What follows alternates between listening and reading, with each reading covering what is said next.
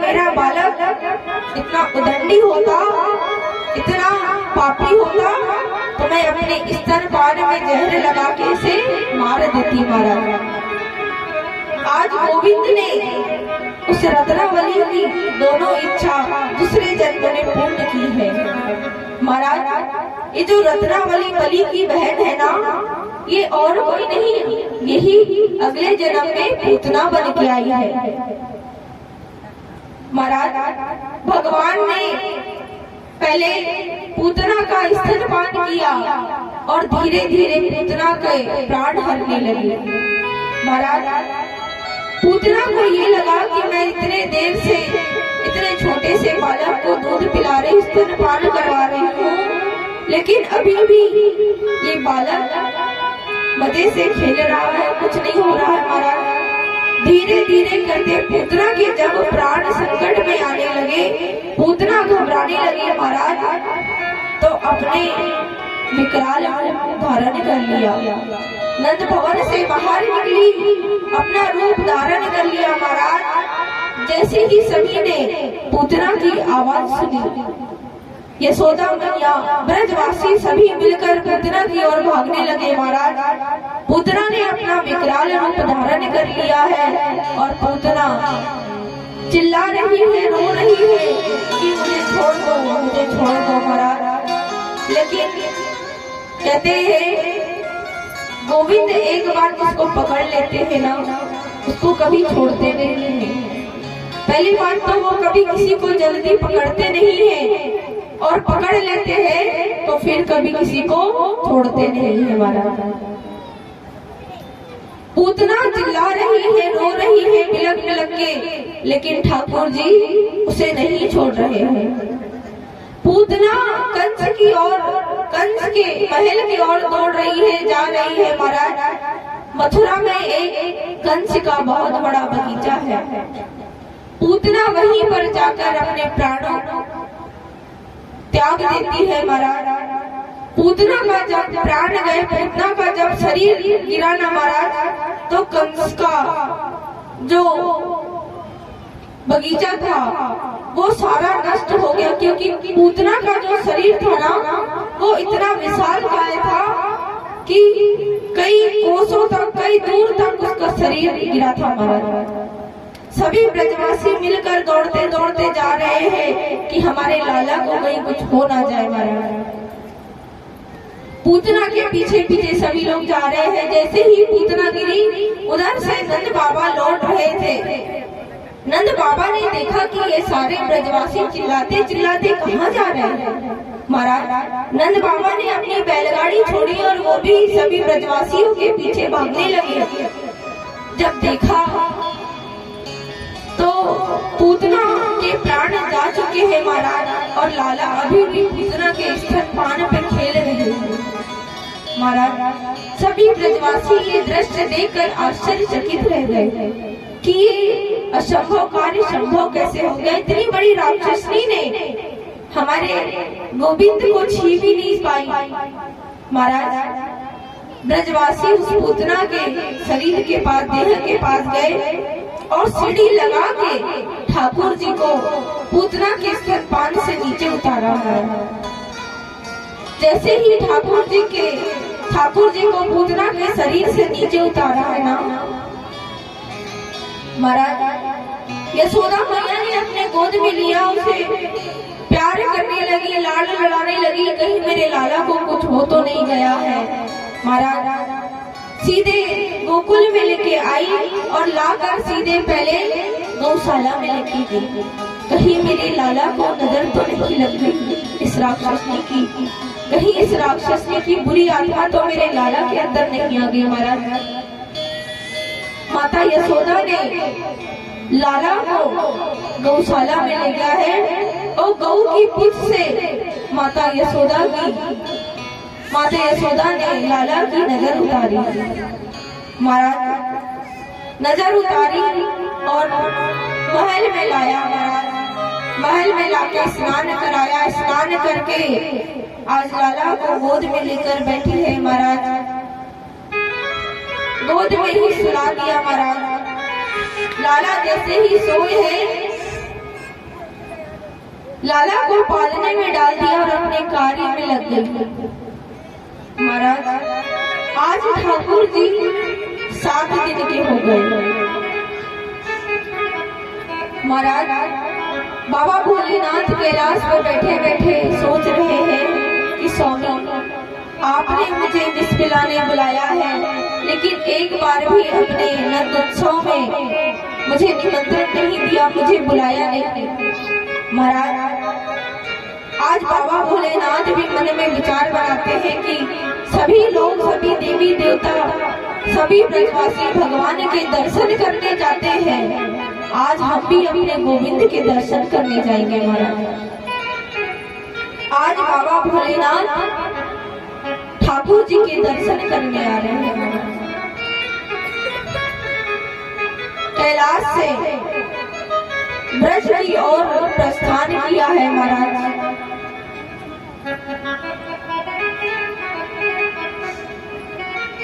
भोला भंडारिया मोहन तेरी गली में,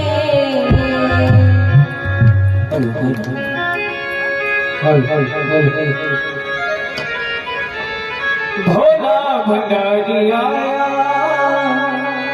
मोहन तेरी गली में,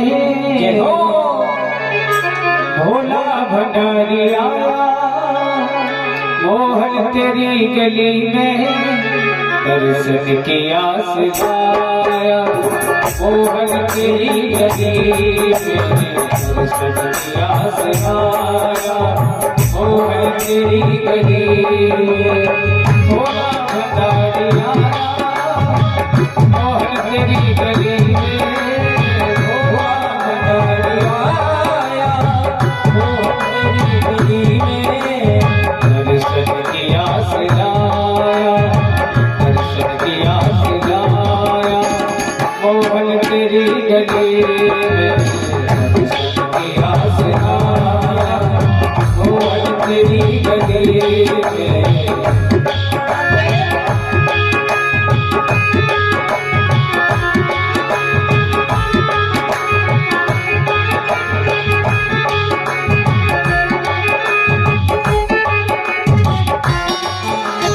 मुरली वाले श्याम मेरे बंसी वाले श्याम, मेरे मुरली वाले श्याम मेरे बंसी वाले श्याम, मेरे मुरली वाले श्याम मेरे बंसी वाले श्याम, मेरे मुरली वाले श्याम मेरे बंसी वाले श्याम, मेरे मुरली वाले श्याम मेरे बंसी वाले श्याम, मेरे मुरली वाले श्याम मेरे बंसी वाले श्याम। हो भोला भंडारिया मोहन तेरी गली, भोला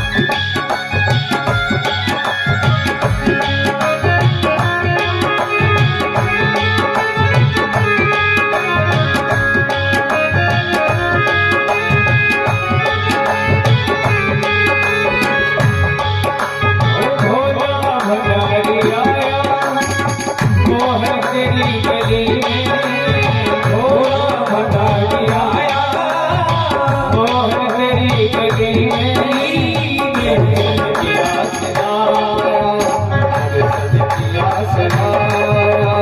मोहन तेरी गली भोला भंडारी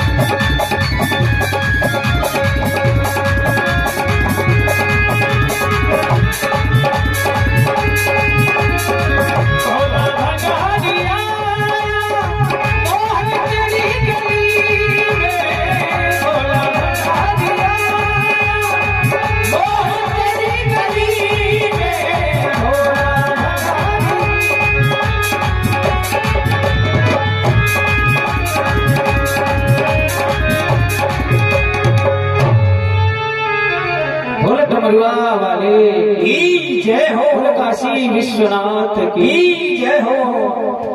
महाराज आज बाबा नंद बाबा के द्वार पर आए हैं भोले बाबा कि मुझे भी अपने इष्ट अपने आराध्य के दर्शन करना है।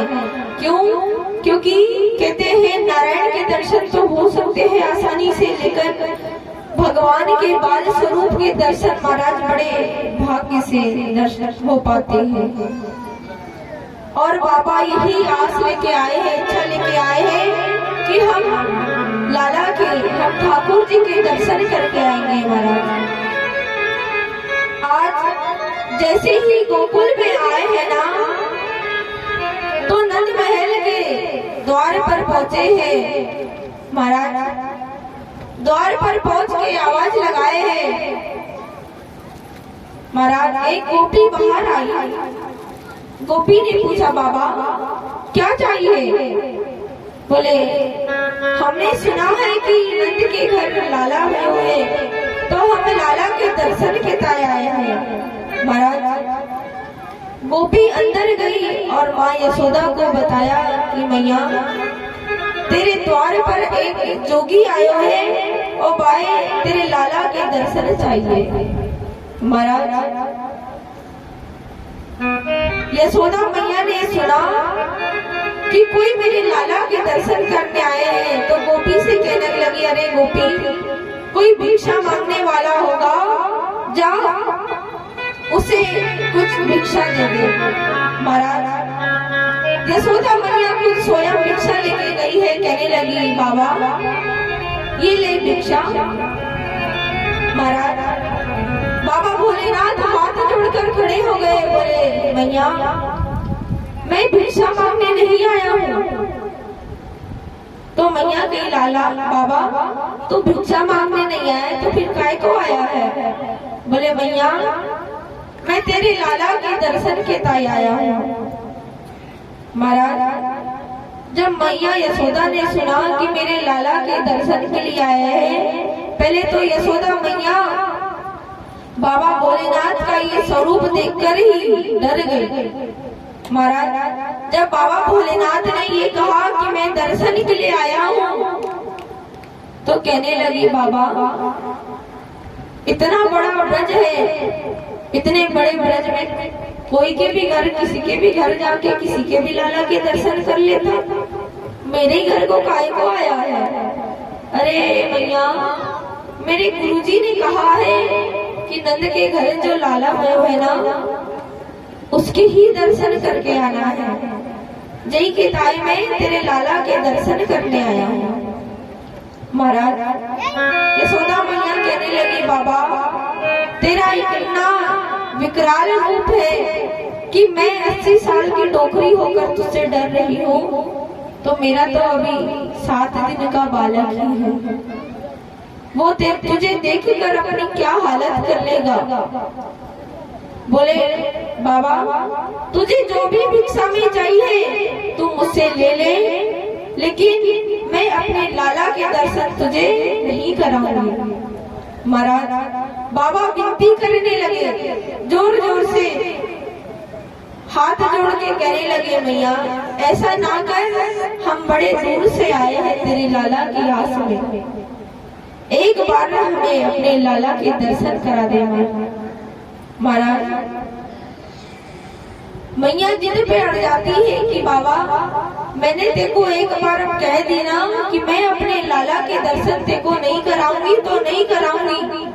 महाराज बाबा कहते हैं मैया अगर आज तू अपने लाला के दर्शन नहीं कराएगी ना तो हम भी बड़े जिद्दी बाबा हैं, ले हम भी तेरे द्वार पर धुनी रमा कर बैठ जाएंगे, जब तक कर तेरे लाला के दर्शन नहीं कर लेंगे ना तेरे द्वार से हटेंगे नहीं।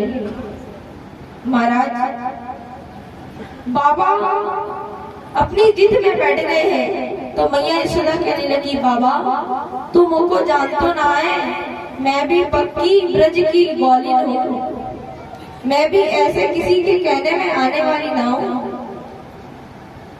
महाराज यशोदा मैया इतने कहकर अंदर महल में चली गई, अपना कार्य करने लगी।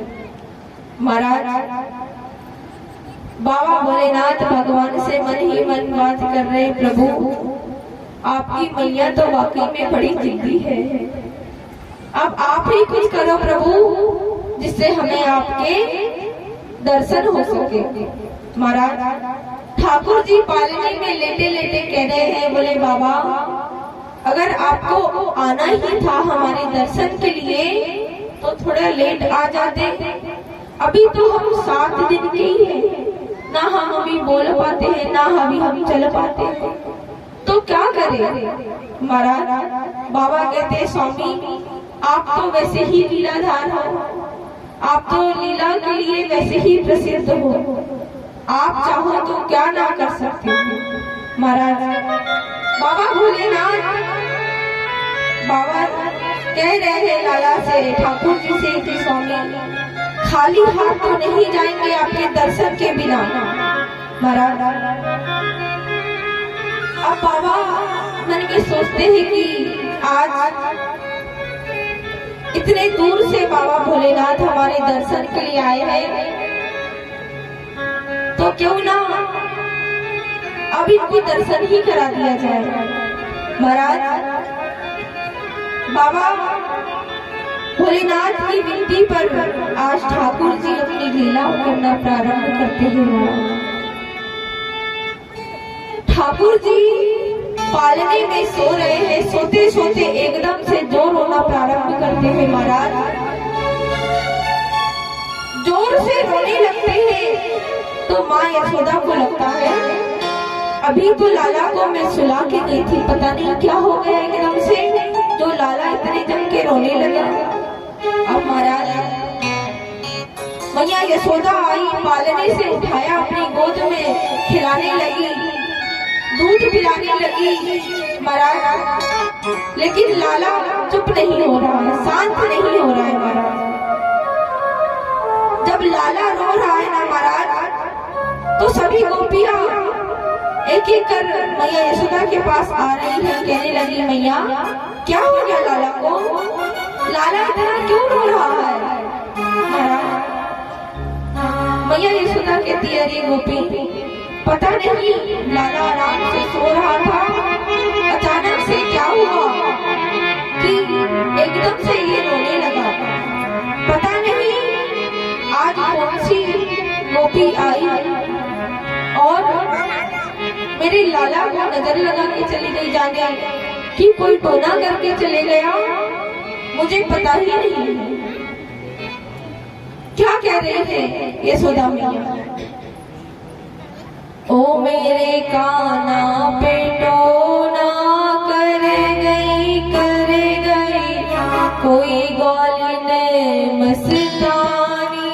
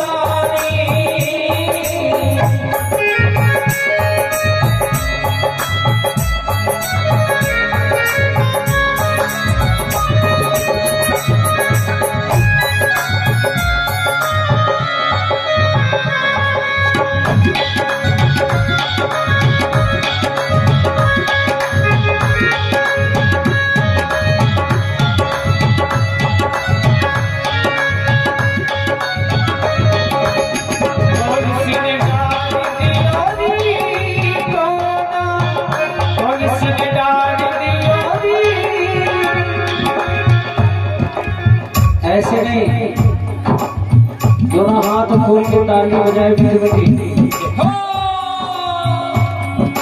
1 2 3 4 और सीने डाल दियो रे तोना, मेरे बच्चे लो श्याम सलोना। और सीने डाल दियो रे तोना, लो मेरो श्याम सलोना। हरी कौन सी डाल दियो रे तोना, मेरे बच्चे लो श्याम सलोना। कौन सी डाल दियो रे तोना, लो मेरो श्याम सलोना।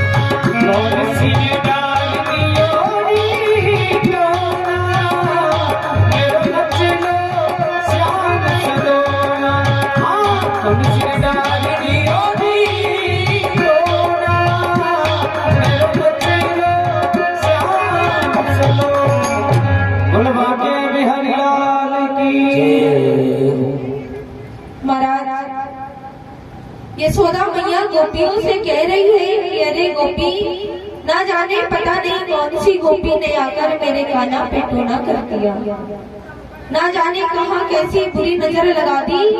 जो मेरा लाला अभी अच्छा सा पालने में सोया हुआ था, ना जाने एकदम से इसको क्या हो गया। महाराज जैसे ही यशोदा मैया सब गोपियों को बताती है, गोपियां कहती है मैया जाके एक बार नजर उतार ले, शायद तेरे लाला को किसी की नजर लग गई है तो सो नजर उतार लेगी तो रोना चुप हो जाएगा। महाराज यशोदा मैया नजर उतारती है, गौशाला में लेके जाती है, लेकिन महाराज आज गोविंद का रोना चुप ही नहीं हो रहा है। क्योंकि भगवान को कोई नजर नहीं लगी है। भगवान तो किसी की दर्शन की प्यासे है महाराज। आज गोविंद इतना रो रहे हैं और रोना चुप ही नहीं कर रहे हैं महाराज। यशोदा मैया जो जैसा बताता है वैसी नजर उतारते हैं, लेकिन आज लाला चुप ही नहीं है, रो रहे हैं महाराज। यशोदा मैया गोपी से कहती है, अरे गोपी तू किसी तांत्रिक को जानती है क्या, जो कोई भूत बलित उतारता हो। महाराज गोपी कहती है, मैया मैं जानू तो ना हूँ, लेकिन ये हमारे लाला की बात है।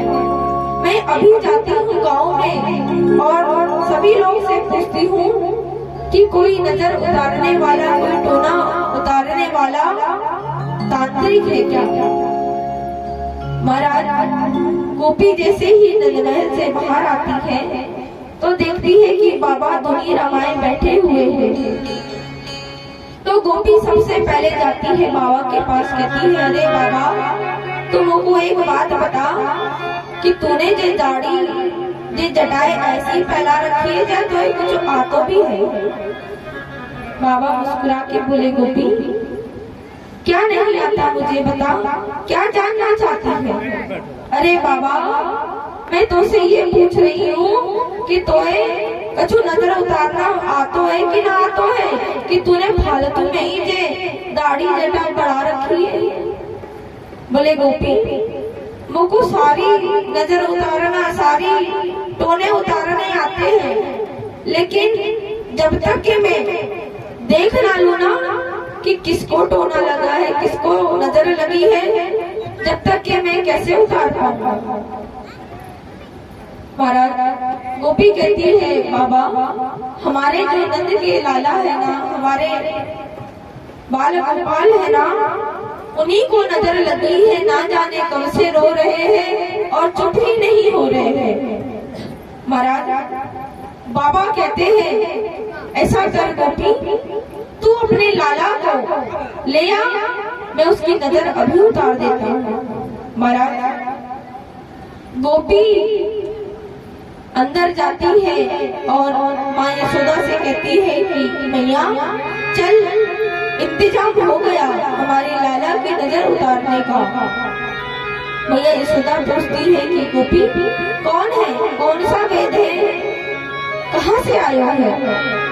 महाराज गोपी बताती है कि अरे मैया जो अभी तेरे द्वार पर जोगी आया था ना, वो ही टोना जादू उतारता है।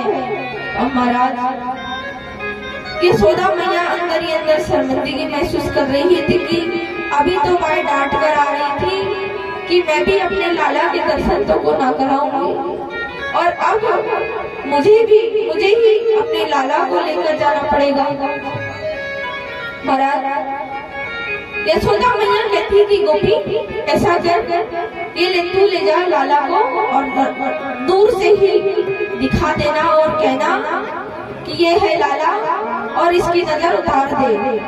महाराज गोपी कहती है, मैया वो लाला सबको है, लेकिन जब बालक की नजर उतारे ना तो बालक को अपनी मैया की ही गोदी में रहना चाहिए।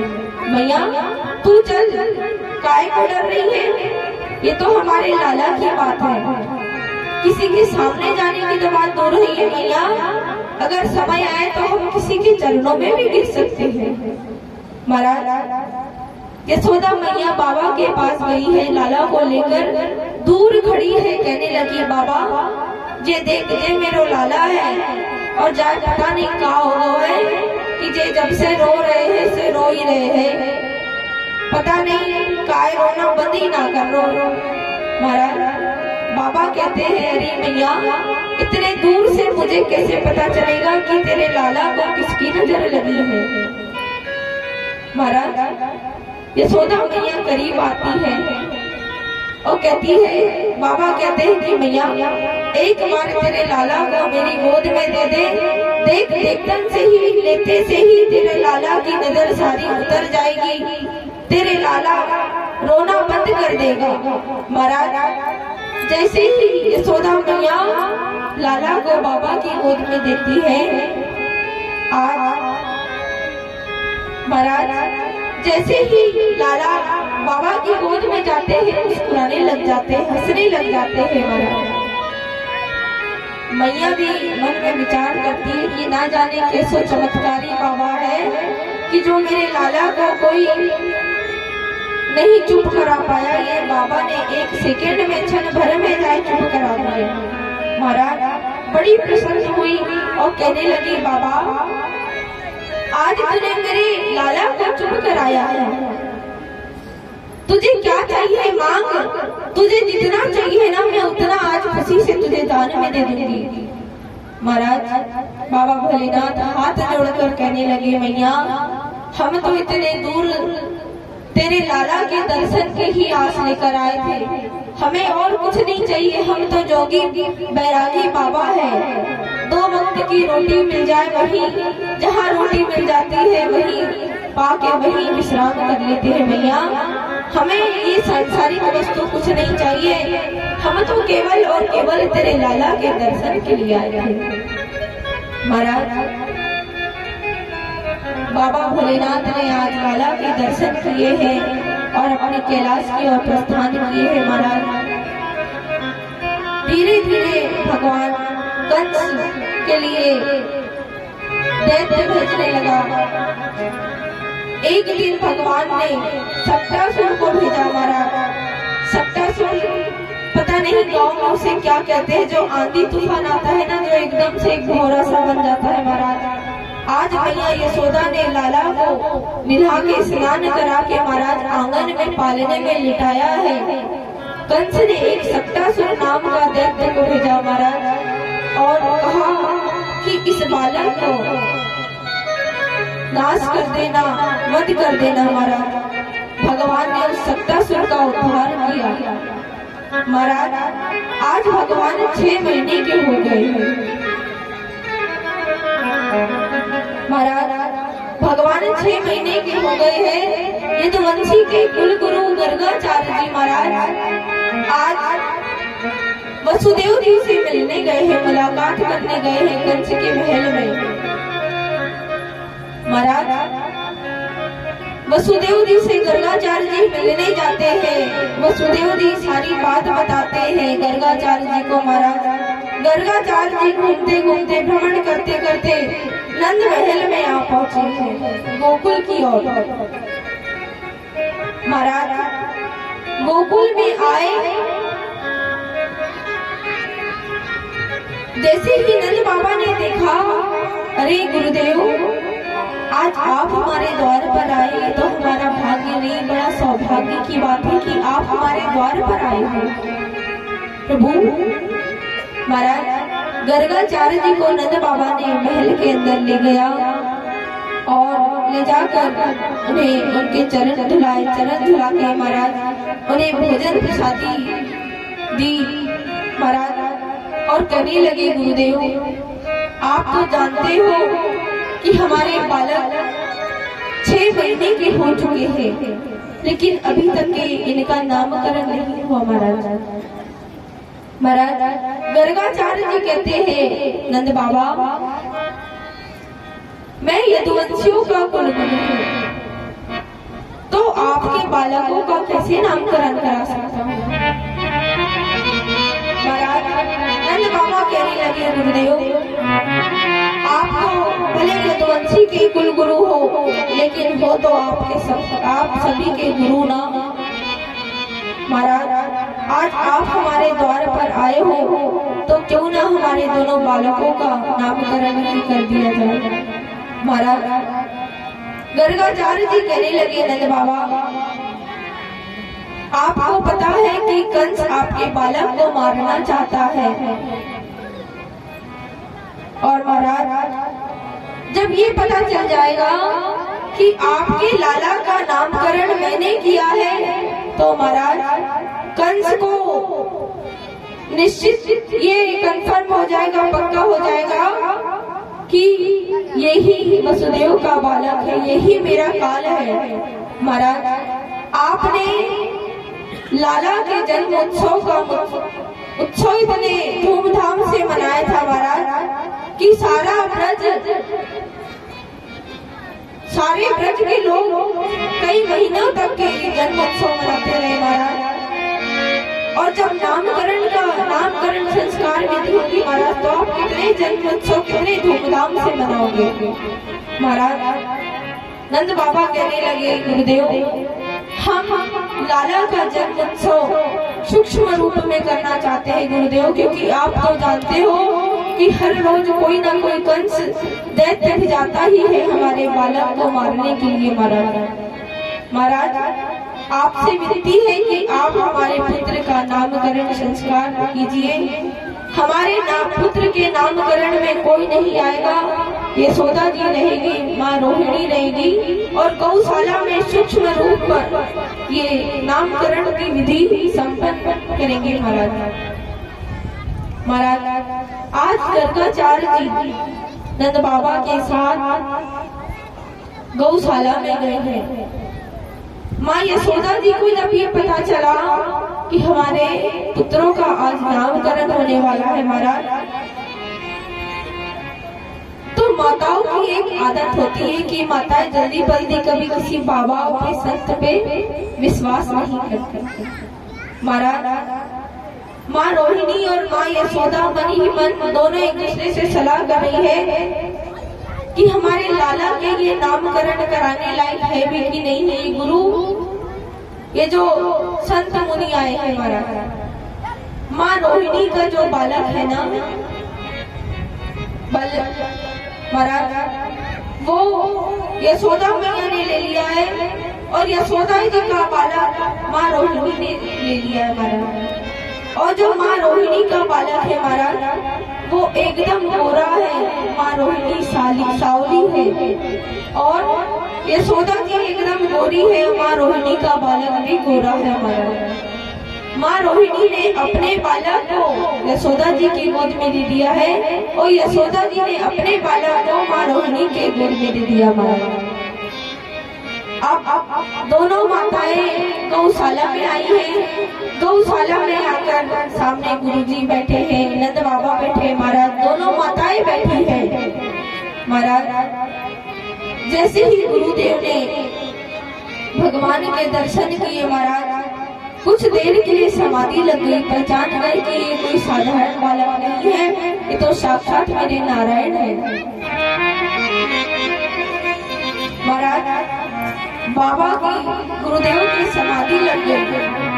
जब समाधि लग गई तो यशोदा मैया रोहिणी माँ बोली कि जे बाबा को भी टपकना तो हमारे द्वार पे टपकना होगा, हमें ही जे कलंकित करना चाहता था महाराज। नंद बाबा गर्गाचार्य जी को थोड़ा हिलाते हैं, अरे गुरुदेव महाराज। गर्गाचार्य जी उठते हैं, आँख खोलते हैं और कहते हैं, क्षमा कीजिए बाबा, मैं आपके लाला के दर्शन देखकर धन्य होगा। दर्शन करके महाराज कहने ही वाले होते हैं, बताने ही वाले होते हैं कि महाराज आपका जो लाला है ना, वो कोई साधारण बालक नहीं है महाराज। ठाकुर जी इशारा कर देते हैं गुरुदेव को कि गुरुदेव हम यहाँ लीला करने आए हैं। अगर आप अभी माता को बता दोगे ना कि हम कोई बालक नहीं, हम ठाकुर जी है, गोपाल है, गोविंद है महाराज, अभी मैया हमको लेकर जाएगी और अलमारी में सजा के रख देगी महाराज और हमारी पूजा करने लग जाएगी और हम जिस कार्य के लिए आए हैं ना, वो कार्य नहीं कर पाएंगे महाराज।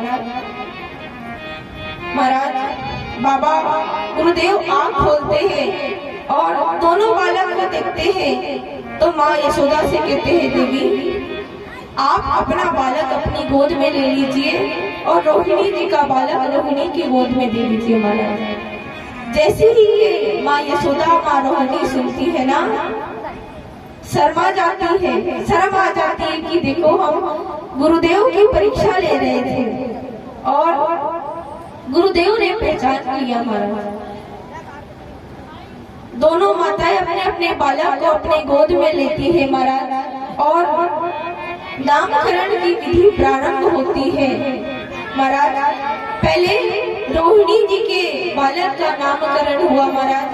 गर्गाचार्य जी ने माँ रोहिणी के बालक का नाम, महाराज ये बल में बहुत सर्वश्रेष्ठ है महाराज, इनके पास बहुत बल है, ये शेषनाग के अवतार है महाराज, इसलिए इनका नाम बलराम रखा है महाराज। माँ रोहिणी के बालक का नाम गर्गाचार्य जी ने बलराम रखा है। फिर बारी आई माँ यशोदा जी के बालक की, महाराज इनका नाम गर्गाचार्य जी ने सुरेश रखा है, कृष्ण रखा है, गोविंद रखा है महाराज। माँ यशोदा जी ने नामकरण की विधि संपन्न हुई। माँ यशोदा जी ने कहा, गुरुदेव आप ये बताइए कि मेरे लाला का जीवन कैसे होगा, मेरे लाला का चरित्र कैसे होगा। महाराज गर्गाचार्य जी कहने लगे, देवी आपका जो लाला है ना, इसके संस्कार, इसके गुण औरों के गुणों से अधिक ज्यादा ही होंगे। महाराज माता पूछने लगी कि ऐसे कौन से गुण होंगे हमारे लाला में, बताइए तो। बोले देवी सब में जितने गुण होते हैं उतने तो गुण आपके लाला में भी होंगे, लेकिन आपके लाला में 3 गुण कुछ ज्यादा ही और बढ़ के होंगे। बोले महाराज कौन से? पहला गुण कि आपका लाला झूठ बड़ा बोलेगा। महाराज जैसे ही यशोदा मैया ने सुना, बोले बाबा ये गुण बता रहे हो या बुराई बता रहे हो? बोले देवी पहला गुण कि आपका बालक झूठ बहुत बोलेगा, दूसरा गुण कि आपका बालक चोरी करेगा, और तीसरा गुण आपका बालक सभी कन्याओं को परेशान करेगा, उन्हें छेड़ेगा।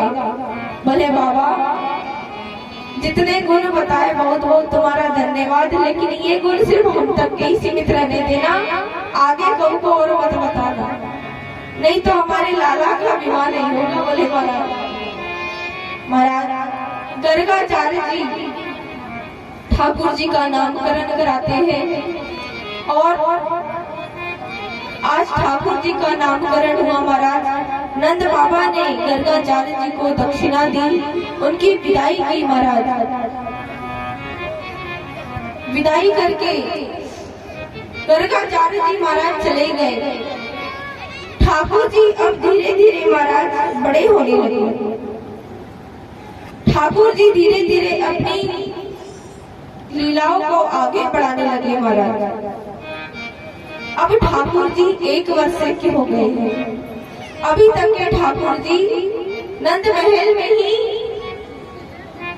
क्रीड़ा करते थे, नंद महल में ही शैतानियां करते थे महाराज। एक बार नंद बाबा यमुना स्नान करके आए, और आकर के नंद बाबा शालिग्राम जी की पूजा किया करते थे महाराज। आज नंद बाबा यमुना स्नान करके आए महाराज, और आकर के अपने कक्ष में ठाकुर जी के भगवान के कक्ष में गए और भगवान का अभिषेक करने लगे, शालिग्राम जी का अभिषेक करने लगे महाराज। खड़े खड़े ठाकुर जी ये वही दूर से देख रहे हैं कि मेरे बाबा मुझे शहद नहीं देंगे, घी नहीं देंगे, मिश्री नहीं देंगे, माखन नहीं देंगे, लेकिन इस पत्थर, छोटे से पत्थर को मेरे बाबा दूध से स्नान करा रहे हैं, घी से स्नान करा रहे हैं, शहद से, मिश्री से महाराज। क्या हुआ? मेरे बाबा मुझे नहीं देते हैं तो महाराज नंद बाबा ने शालिग्राम जी की पूजा के लिए शालिग्राम जी का अभिषेक किया, और अभिषेक करके उन्हें आसन पे बिठाला महाराज, और नंद बाबा अपनी माला जप करने लगे। ठाकुर जी ये खड़े खड़े दूर से देख रहे हैं नंद बाबा के पीछे।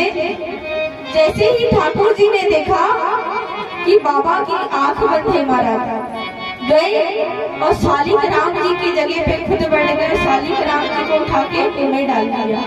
बोले मेरे बाबा रोज इन्हें मक्खन मिश्री से स्नान कराते हैं, तो वो मक्खन मिश्री तो फीका पड़ जाएंगे, ये कितने मीठे होंगे। मेरे बाबा रोज इनका अभिषेक करते हैं। दूध दही सही घी से महाराज ठाकुर जी ने शालिक राम जी को उनके आसन से उठाया और ठाकुर जी उस आसन पे बैठ गए। ठाकुर शालिक राम को अपने मुख में डाल दिया महाराज। अब जैसे ही बाबा की माला पूर्ण हुई, बाबा ने आंख खोली तो क्या देखते हैं कि सामने ठाकुर जी बैठे हैं, लाला बैठे हैं। नंद बाबा ने इधर उधर देखा कि शालिग्राम भगवान कहाँ गए। उठ के भगवान के रूप में भगवान के कमरे में चारों तरफ देखा महाराज, लेकिन कहीं भी नहीं। लाला से पूछ रहे, अरे लाला, जहाँ पे तो भगवान रखे थे कहाँ गए, तू इनकी जगह पे बैठ गया महाराज। भगवान ठाकुर जी ने मुंह में तो शालिग्राम को भर रखा है, मुंह फुला रखा है, अब वो काहे को बोले। महाराज सिर हिला रहे हैं, कुछ नहीं बोल रहे हैं। महाराज बाबा समझ गए कि कुछ ना कुछ लाला ने ही शैतानी की है। बाबा ने एक धीरे से लाला के गाल पर मारा, तुरंत लाला ने शालिग्राम को बाहर निकाल दिया। महाराज लाला कहने लगे, बाबा कहने लगे, लाला अभी तू इतने छोटा से है, तू अभी से इतनी शरारत करने लगा है, आगे जब बड़ा होगा तो ना जाने कितनी शरारत करेगा। महाराज अब बाबा लाला को समझा रहे हैं। लाला धीरे धीरे इधर 1 साल से और अधिक 1.5 साल के हो गए महाराज। लाला अभी तक के महल में ही रहते ये लीलाएं करते थे, क्रीड़ा करते थे महाराज। अब गुटमन लाला नंद महल के बाहर जाने लगे। जब लाला नंद महल के बाहर जाने लगे महाराज, तो गोपियों ने देखा, सखियों ने देखा कि लाला महल के बाहर जा रहे हैं। तो एक गोपी खड़े होकर अपने द्वार पर कहने लगी। क्या कहती है एक गोपी? ठाकुर जी से मन ही मन कह रही है, मेरे घर आना सवरिया, तोहे जाने न दूंगी।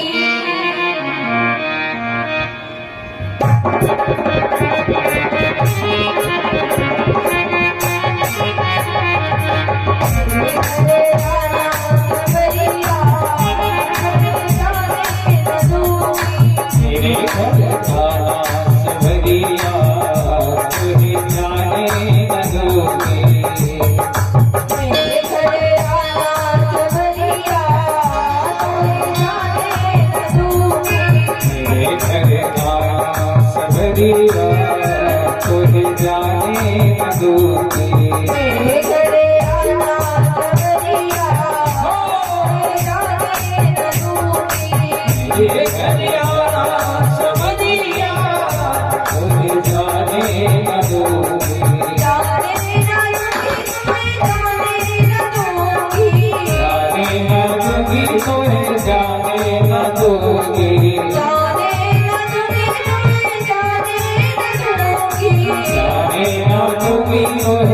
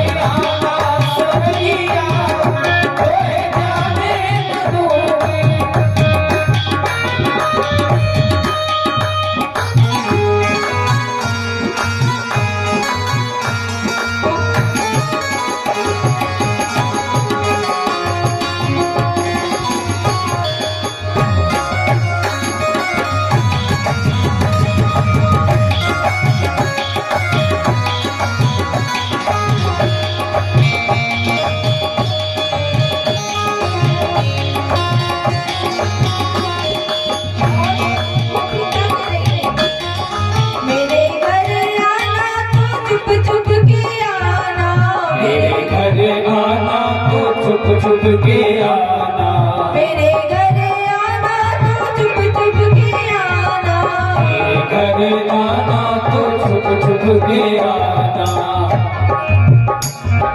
पड़े ना किसी की नजरिया तो जाने न दूंगी, पड़े ना किसी की नजरिया तो जाने न दूंगी।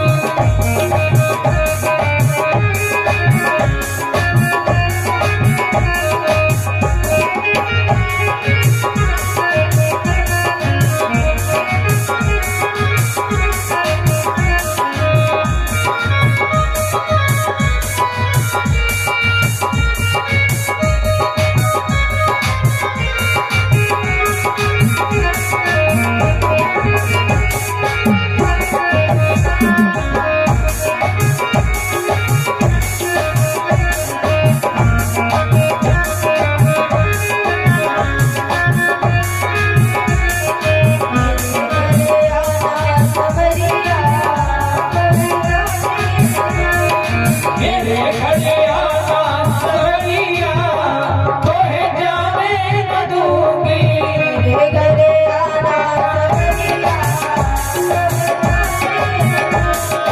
मेरे घर आना सवरिया तो जाने न दूंगी, जाने न दूंगी, तुम्हें जाने न दूंगी, जाने न दूंगी तुम्हें जाने न दूंगी, जाने न दूंगी, तुम्हें जाने न दूंगी। अरे लोग बलिया जाने न दूंगी, लोगों की मन से सिमरिया जाने न दूंगी।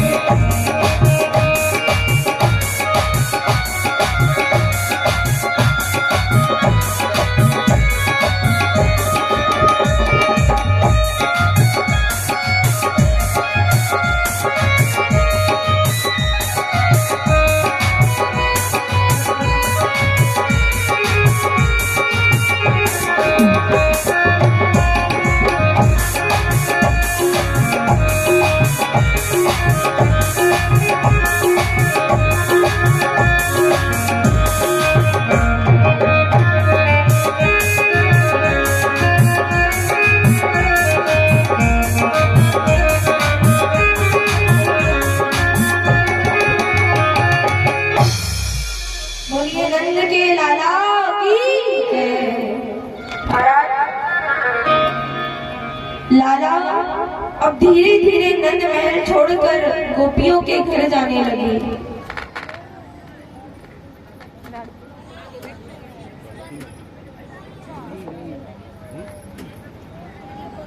महाराज लाला धीरे धीरे अब नंद महल छोड़कर गोपियों के घर जाने लगे। इधर अब गोपियों को भी धीरे धीरे परेशान करने लगे। महाराज लाला 2 साल के हो चुके हैं। एक दिन एक गोपी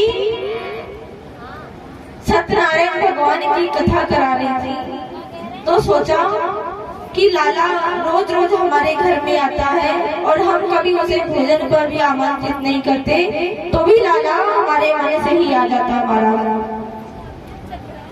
अब लाला को पता चला कि एक गोपी के घर में सत्यनारायण भगवान की कथा होने वाली है।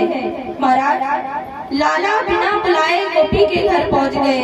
कहने लगे, गोपी हमने सुना है कि तू कल सत्यनारायण भगवान की कथा करा रही है। बोले, हाँ लाला, मैं अभी आने ही वाली थी तो वो न्योता देने के काजे। महाराज कहने लगे, लाला, बोले गोपी हम खुद ही आ गए तेरे द्वार पर, बता कब आना है। बोले, लाला कल 12 बजे के बाद तूने आना, मैं तुझे भोजन करवाऊंगी। महाराज लाला कहने लगे कि अरे गोपी सुन, हम तो सुबह उठते से ही हमें भूख लग जाती है, तू जाने कब पूजा करेगी, कब कथा करवाएगी, कब फिर हमें भोजन करवाएगी। हम सुबह 8 बजे तेरे द्वारे पे आ जाएंगे और तू 8 बजे हमको भोजन करा दी हो। अब महाराज गोपी कहने लगी, लाला जब कथा होगी सत्यनारायण भगवान की, इसके बाद ही तो मैं तुझे भोग लगाने के बाद ही तो मैं तुझे भोजन कराऊंगी ना। महाराज लाला कहते हैं, गोपी अगर तुझे हमको भोजन करवाना है तो हम कल 8 बजे आ जाएंगे, और नहीं तो जे तेरी सत्यनारायण की भगवान की पूजा तू ही कर, तू ही जान, हम कुछ ना जाने। महाराज दूसरे दिन सुबह हुआ, बाबा 8 बजे, लाला 8 बजे गोपी के घर पहुंच गए। महाराज गोपी उठकर जल्दी जल्दी भोजन बना रही है, भोजन की तैयारी कर रही है। भगवान ठाकुर जी का छोटा सा बाल स्वरूप महाराज लड्डू गोपाल को गोपी ने स्नान कराकर वहाँ पे एक पीढ़े पर बैठा दिया है महाराज। वहीं बाजू में सत्यनारायण भगवान की प्रतिष्ठा महाराज एक मूर्ति रख दी है, और भोजन बनाया, और पहले भोजन बना के गोपी ने उस सत्यनारायण भगवान के सामने थाली परोस के रख दी है कि अब पंडित जी आएंगे और आके कथा श्रवण कराएंगे, उसके बाद हम सभी को भोजन कराएंगे। महाराज लाला गए और देखा कि हम यहाँ पे भूखे बैठे हैं, और ये गोपी इस मूर्ति को भोजन कराने के लिए सामने थाली रख दी है, और हम यहाँ भूखे बैठे हैं। महाराज गोपी ने भोजन की थाली परोस के भगवान के सामने रख दी, और ब्राह्मण देवता का इंतजार कर रही है। महाराज थोड़ी सी गोपी भगवान के कक्ष से इधर उधर हुई। गोपी के घर के पीछे में एक कुतिया ने बच्चे दिए हुए थे। महाराज गोविंद गए, ठाकुर जी गए और कुतिया के बच्चे को उठा के ले आए, और भगवान की मूर्ति को वहां से हटा दिया, और कुत्ते के पिल्ले को वहां रख दिया। अब महाराज गोपी आई, देखा, बोले अरे राम राम राम, ये नंद का लाला इतना शरारती है कि देखो इसने आज भगवान से भी ठिठोली कर ली। महाराज देखा कि उस पीढ़े पर कुत्ते के पिल्ले बैठे हुए हैं, और भोजन की थाली वहां से गायब है। महाराज ठाकुर जी एक कमरे में बैठकर, अटारी के नीचे बैठकर भोजन अंधेरे में पा रहे हैं। महाराज गोपी डंडा लेकर जैसे ही गई ना, तो ठाकुर जी ने आधा भोजन किया, और आधे भोजन करते करते ही जैसे गोपी को देखा भाग गई। महाराज ठाकुर जी वहां से भाग गए। महाराज ठाकुर जी अभी गोपियों के घर जाते थे। महाराज अब इतने बड़े, धीरे धीरे बड़े होने लगे। अब ठाकुर जी माँ यशोदा जी के साथ में यमुना जी पे भी जाने लगे। आज यमुना जी पे माँ यशोदा जी ने जब ठाकुर जी को लेके गए महाराज, तो ठाकुर जी को बिठा दिया है यमुना जी के घाट पे, और स्नान कर रही है। तो लाला ने आज माँ यशोदा जी ने जैसे ही लाला को बिठाया है महाराज घाट पर, पृथ्वी माता प्रकट हुई, बोले प्रभु मेरे अहो भाग्य जो आपने मुझ पर अपने चरण रखे प्रभु, मैं आपको क्या भोग लगा सकती हूँ प्रभु। महाराज ठाकुर जी कहते हैं देवी तुमने जो कार्य किया है ना, वो सृष्टि में कोई नहीं कर सकता। तुम इतना बड़ा सृष्टि का इतना भार उठा रही हो, इससे बड़ा और कार्य कोई कर ही नहीं सकता। महाराज लाला मट्टी उठाते हैं और मट्टी का भोग लगा लेते हैं। महाराज जैसे ही पृथ्वी मैया ये देखती है कि भगवान ने मेरा भोग लगाया है, महाराज अंतर ध्यान हो जाती है।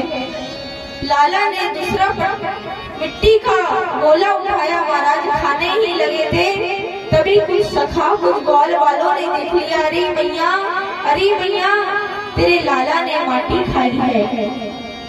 महाराज जैसे ही माँ यशोदा ने सुना कि मेरे लाला ने माटी खाई है, यमुना जी से निकल के आई दौड़कर लाला को नंदमहल में लाई और कहने लगी, लाला तूने सच में माटी खाई है?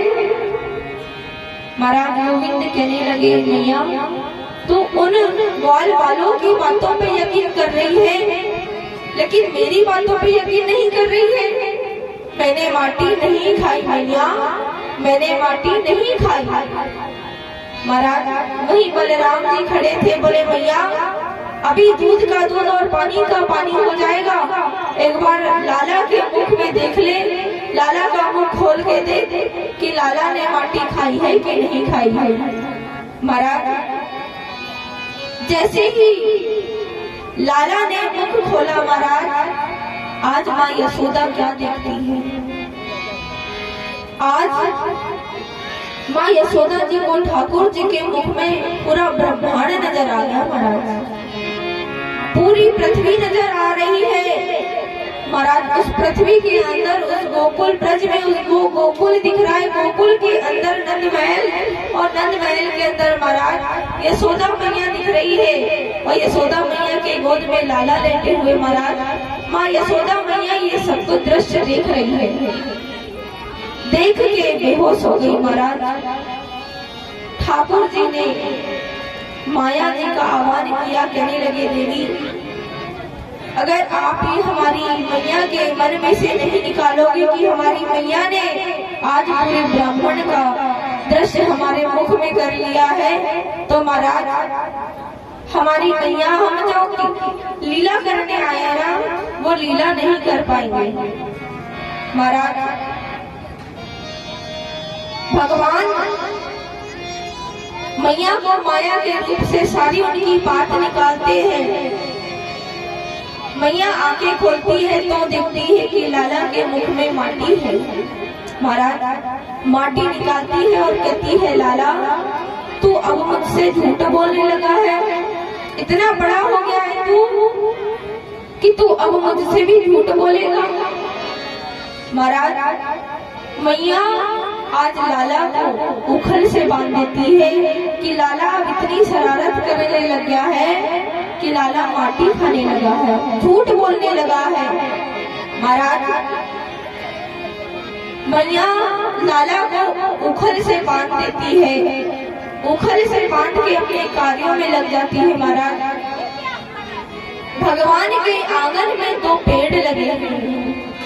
भगवान उखल की चारों तरफ घूमते हैं और उस पेड़ को गिरा देते हैं। महाराज ये जो पेड़ है ना, एक पेड़ यमला और एक पेड़ अर्जुन। महाराज ये यमला अर्जुन 2 पेड़ जो खड़े हैं, महाराज ये पिछले जन्म में भगवान के द्वार पाले थे और कुछ गलत कार्यों की वजह से इन्हें श्राप मिला था। महाराज और जब इन्हें क्षमा याचना मांगी थी भगवान ने, तो भगवान ने कहा था कि द्वापर में जब हम नंद बाबा के महल में आएंगे, वहाँ लीला करेंगे, जब तुम्हारा उद्धार करेंगे। महाराज तो ये यमला अर्जुन का आज भगवान ने उखल बंधन किया है और यमला अर्जुन का उद्धार किया है। महाराज अब धीरे धीरे लाला बड़े होते हैं महाराज, और लाला की इतनी शिकायत आने लग जाती है कि लाला अभी तक के गोपियों के घर जाते थे, गोपियों को परेशान करते थे महाराज, लेकिन अब लाला ठाकुर जी यमुना जी के घाट पर जाने लगे, गोपियों को परेशान करने लगे। महाराज गोपियों की मटकी फोड़ने लगे। ठाकुर जी अपनी माखन चोरी लीला प्रारंभ करते हैं।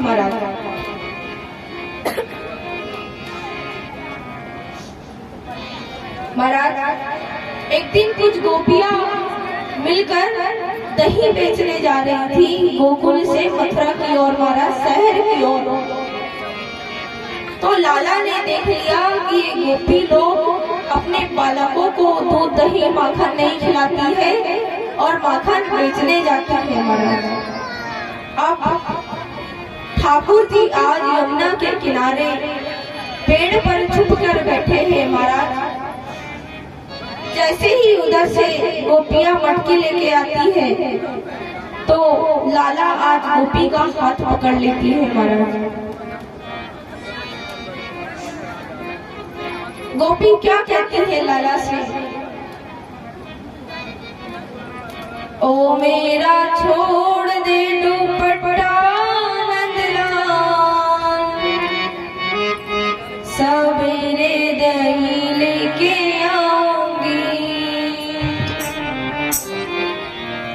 ओ मेरा छोड़ दे दुपट्टा नंदलाल, सवेरे दही लेके आऊंगी।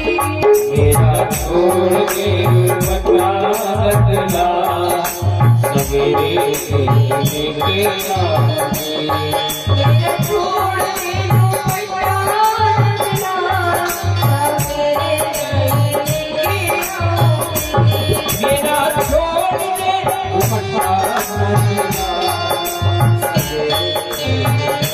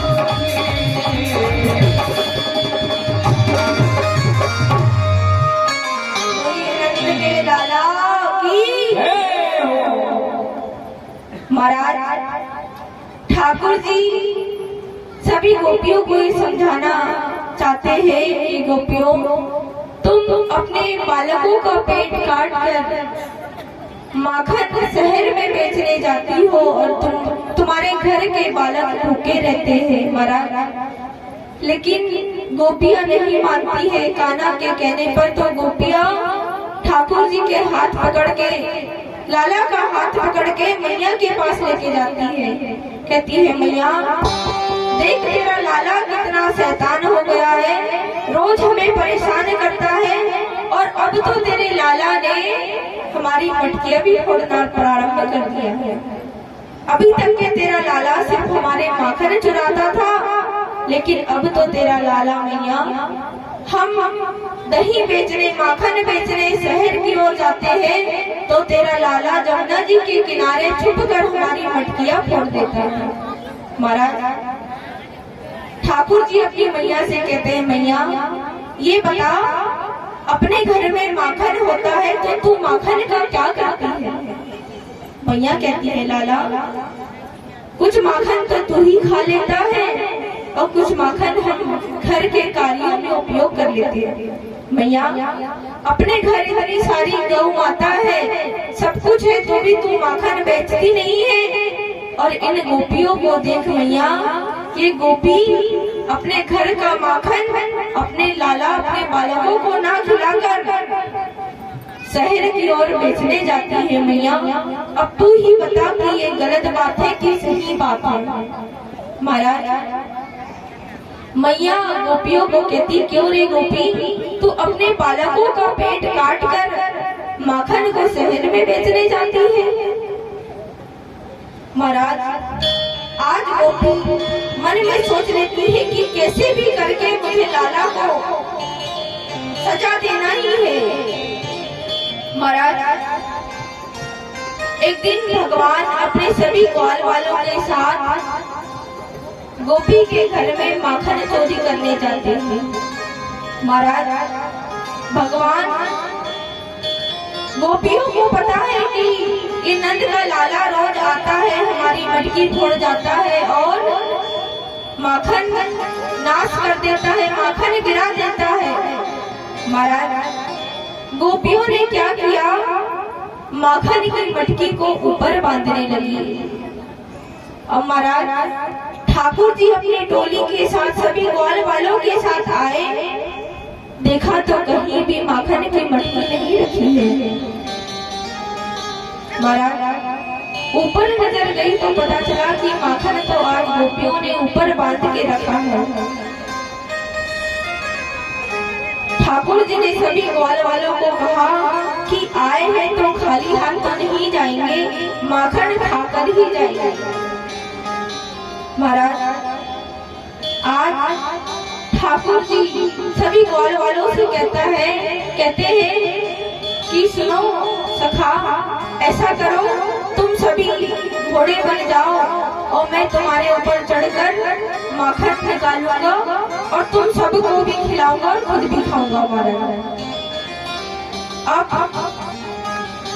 महाराज गोपी ने माखन की मटकी में घंटी बांध दी थी कि अगर जैसे ही ये नंद का लाला माखन चुराने आएगा ना तो वैसे ही घंटी बज जाएगी और मैं उठ के बैठ जाऊंगी। महाराज भगवान आए सभी सखाओं के साथ, सभी को घोड़ा बनाया और उनके ऊपर चढ़ गए। पहले माखन निकाला महाराज तो सभी सखों में बांट दिया, सभी सखा को खिला दिया महाराज, तो भी वो घंटी नहीं बजी। अब महाराज जब सारे मित्रों को भगवान ने माखन खिला दिया और जब खुद खाने लगे महाराज, जैसे ही भगवान ने मटकी में से माखन निकाला है अपने खाने के लिए और मुख में डालने लगे महाराज, वैसे ही वो घंटी बजने लगी। महाराज आज जैसे ही घंटी बजी ना वैसे ही गोपी आ गई, डंडा लेके गोपी आई। महाराज सभी ग्वाल वालों ने देखा कि ये गोपी आ रही है, ठाकुर जी ऊपर ही लटके हुए हैं और सभी सगा भाग गए। महाराज ठाकुर जी कहे मेरे भैया बड़ी अच्छी मित्रता है तुम्हारी, पहले मैंने खुद माखन नहीं खाया, तुम लोगों को माखन खिलाया मैंने, और तुम मुझे मुसीबत में छोड़कर चले गए। महाराज सारे सखा चले गए, सब छोड़कर ठाकुर जी ऊपर लटके हैं। और महाराज गोपी आई डंडा लेकर और ठाकुर जी को नीचे उतारा, हाथ पकड़कर मैया के पास लेके जा रही है। रात्रि में उस गोपी का पति खेत से हार से लौट रहा है। महाराज गोपी ने घूंघट ले रखा है। महाराज गोपी को नहीं पता है, उसने घूंघट ले रखा है। महाराज ठाकुर जी का हाथ पकड़कर मैया के पास लेके जा रही है कि आज मैया को मैं रंगे हाथ सबूत दूंगी कि देख मैया तेरा लाला कितना चोर है, वो हमारा कितना नुकसान करता है। महाराज अब गोपी ठाकुर जी को हाथ पकड़ के ले जा रही है, रात्रि का समय है। महाराज आज वो गोपी के पति उधर से आ रहे तो ठाकुर जी ने देखा कि ये तो गोपी के पति है। महाराज पति को इशारा किया और थोड़े से इशारे में महाराज उस पति को वापस बुलाया और ठाकुर जी ने धीरे से अपना हाथ उठा दिया और उस गोपी को उसके पति का हाथ पकड़ा दिया। महाराज और पति से ठाकुर जी ने कहा कि चुप रहना, ये कहीं अच्छी जगह लेके जा रहा है। महाराज वो गोपी ने अपने पति का हाथ पकड़ के नंद भवन में गई, मैया यशोदा के पास लेके गई और रात्रि में चिल्लाने लगी, अरे यशोदा मैया, ओ यशोदा मैया, देख तू कहती थी ना कि मेरा लाला बड़ा अच्छा है, ले देख ले आज मैं रंगे हाथ से पकड़ के लेके आई। महाराज मैया यशोदा अपने कक्ष से बाहर निकली और देखी तो बोले गोपी तू इतनी नीचे गिर गई मेरे लाला को बदनाम करने में कि तू ये भी भूल गई कि तुझे हर जगह मेरा लाला ही नजर आने लगा। तू एक बार अपना घूंघट तो उठा, देख तो सही कि तू किसका हाथ पकड़ के लेके आई है। और महाराज जैसे ही गोपी ने घूंघट उठाया और देखा तो इतनी शर्मिंदगी मन में आ गई, इतनी लज्जित हो गई महाराज और दौड़कर वापस अपने घर चली गई। ठाकुर जी बोले गोपी इतना आसान नहीं है हमको पकड़ाना, हम सबको पकड़ने वाले तू हमको पकड़ाई। कोई बात नहीं, रुक, तुझे तो सबक सिखाना ही पड़ेगा। महाराज आज गोपी वापस अपने घर गई है नंद महल से। महाराज उस गोपी के पति ने यशोदा मैया से क्षमा मांगी, मैया जाए माफ कर दे, जाके तरफ से मैं माफी मांगता हूँ, जे थोड़ी सी बावरी है ये थी। महाराज मैया यशोदा हंसते हंसते अपने कक्ष में चल जाती है अपने लाला को लेकर। महाराज मैया यशोदा जैसे ही सोती है लाला बोलते हैं तू आज हमको पकड़ के हमारी मैया के पास ला रही थी हमें डांट खिलाने के लिए, आज हम तुझे बताते हैं। महाराज ठाकुर जी फिर उस गोपी के घर में रात्रि में जाते हैं। महाराज तो गोपी सोई हुई है, गोपी का पति भी सोया है। महाराज तो ठाकुर जी क्या करते हैं, उस गोपी की चोटी लेते हैं और चोटी उस गोपी के पति की दाढ़ी से बांध देते हैं। महाराज अब रात्रि में जब गोपी उठी है शौचालय के लिए तो जैसे ही उठी महाराज तो उसके पति की दाढ़ी एकदम से जोर से खिंचाई है। तो कहने लगा, पति की नींद खुली, झटपट से उठा, कहने लगा गोपी अरे तू इतनी बावरी हो गई है, इतनी पगला गई है उस नंद के लाला में कि तुझे कुछ भी समझ में नहीं आता है। महाराज पीछे पलट के देखती है, इतना गुस्सा करती, इतना क्रोध करती है लाला पे, लाला वहां से भाग जाते हैं। महाराज लाला ऐसे ही अपनी लीला महाराज गोकुल में चला रहे हैं। आज लाला धीरे धीरे 5 वर्ष के हो गए। महाराज कंस इधर ठाकुर जी अपनी लीला भी रच रहे हैं महाराज कंस इधर कोई मौका नहीं छोड़ता है लाला को। हर दिन कोई ना कोई राक्षस, कोई ना कोई दैत्य भी जाता है महाराज ठाकुर जी को मारने के लिए। आज नंद बाबा अपने महल में बैठे बैठे सोच रहे हैं कि हर रोज हमारे लाला को कोई ना कोई राक्षस, कोई ना कोई दैत्य मारने के लिए आता ही है। महाराज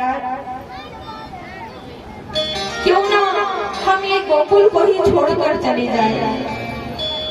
आज नंद बाबा एक सभा बुलाते हैं। उस सभा में सभी ब्रजवासियों को बताते हैं कि ब्रजवासियों, हम अब इस गोकुल में नहीं रहना चाहते हैं। सभी ब्रजवासी पूछते बाबा क्यों, क्या हुआ, तुम क्यों नहीं यहाँ रहना चाहते हो। महाराज नंद बाबा बताते हैं सभी ब्रजवासियों को कि ब्रजवासी, तुम तो जानते हो कि हर रोज कंस कोई ना कोई राक्षस, कोई ना कोई दैत्य रोज भेजाता ही है हमारे लाला को मारने के लिए। तो ऐसे जगह में, ऐसे महल में रहकर क्या फायदा जिससे हमारा लाला ही खुश ना रहे।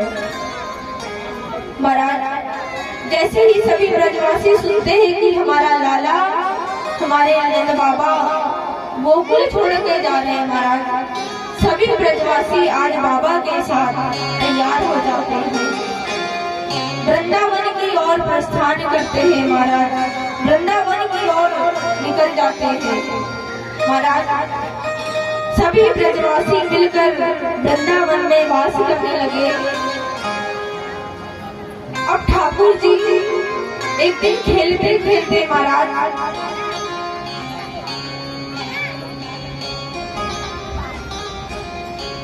खेलते खेलते ठाकुर जी के मन में आता है कि मैया सभी ग्वाल वाले रोज गौ चराने जाते हैं, मैं तो 5 वर्ष का हो गया हूँ महाराज, मैया क्या मैं अब गौ चराने नहीं जा सकता।